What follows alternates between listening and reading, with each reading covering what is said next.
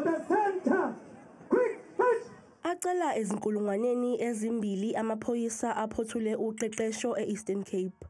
Ekhuluma kulomcimbi, ukhomishana wamaphoyisa kuzwelonke uJenene Fani Masemola uqashisela amaphoyisa amasha ngezinselele azobhekana nazo emphakathini. The work ahead of you is demanding, it is a noble one. Criminals, take note, they have no regard for law, no regard for life, nor for the well-being of communities.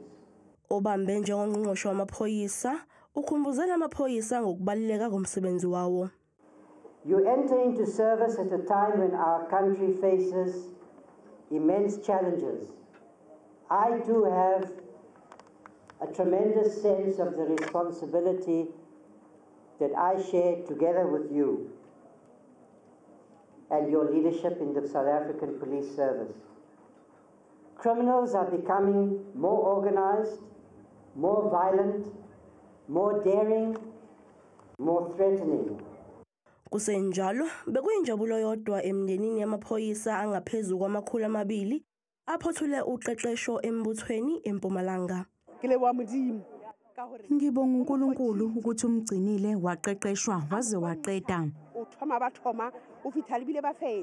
Lamaphoyisa ethembisa ukusebenzela umphakathi ngobuqotho.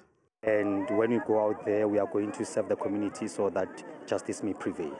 The expectation is to go out there and enforce the law to the community and the citizens of South Africa.